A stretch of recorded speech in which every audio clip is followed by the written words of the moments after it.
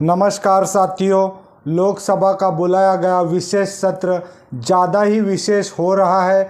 इसे काले अध्याय में लिखा जाएगा।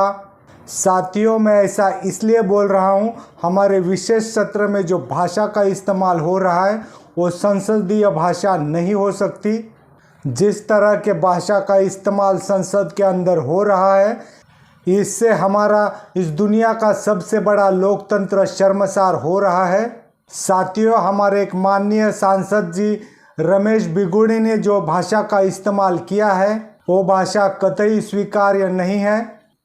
उन्होंने जिन शब्दों का प्रयोग किया है उन शब्दों को मैं दोबारा दोहराना नहीं चाहता। यहाँ समझने वाली बात यह है कि जो सड़क छाप भाषा का प्रयोग हमारे संसद में हो रहा है, इस भाषा का मतलब क्या है, यह हमारे लोकतंत्र को किस दिशा की ओर लेकर जाना चाहते हैं या हमारा लोकतंत्र किस दिशा की ओर जा रहा है।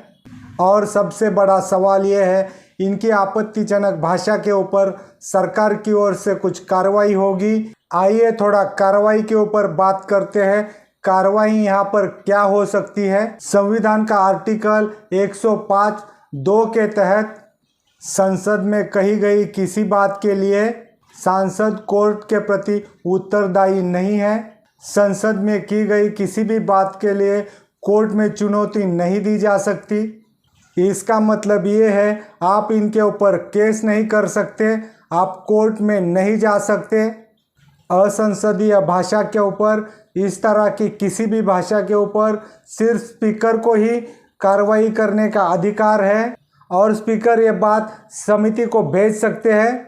तो साथियों, आने वाले दिनों में क्या कार्रवाई होती है या नहीं होती है, इसका जवाब हमें मिल जाएगा। साथियों, बात यहाँ पर ख़त्म नहीं होती है, यहाँ से बड़े सवाल शुरू हो जाते हैं। सवाल हम सब के ऊपर उठता है कि हम ऐसे सांसद को चुनकर संसद में भेजते हैं जो हमारे लिए कानून बनाता है, देश के लिए पॉलिसीज़ बनाते हैं, और यही लोग देश की दशा और दिशा तय करते हैं। मैं उम्मीद करता हूँ आप मेरी बात को समझ पा रहे होंगे। बहरहाल वापस आते हैं। क्या गांधी नेहरू जी ने ऐसे लोकतंत्र की कल्पना की थी? बिल्कुल नहीं। और ना ही मैं और आप ऐसे लोकतंत्र की कल्पना कर सकते हैं जहां भाषा की मर्यादा ना हो।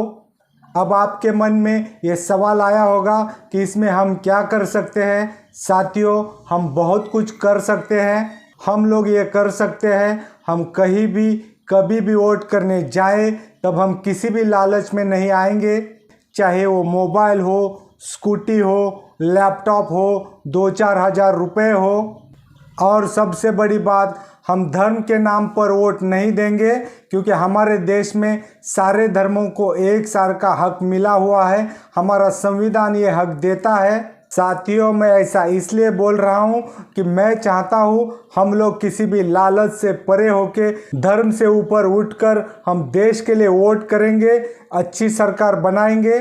साथियों, मैं यहाँ उम्मीद करता हूँ आने वाले दिनों में हम जब भी वोट करेंगे तब हम लोकतंत्र, संविधान और देश को ऊपर रखकर वोट करेंगे। उम्मीद करता हूँ साथियों आप लोगों को वीडियो अच्छा लगा होगा, कुछ बातें आप तक पहुंची होंगी। अगर आपको मेरा काम पसंद आता है तो आप मुझे सपोर्ट कर सकते हैं। आज के लिए बस इतना ही। मिलते हैं किसी और वीडियो के साथ, तब तक के लिए नमस्कार।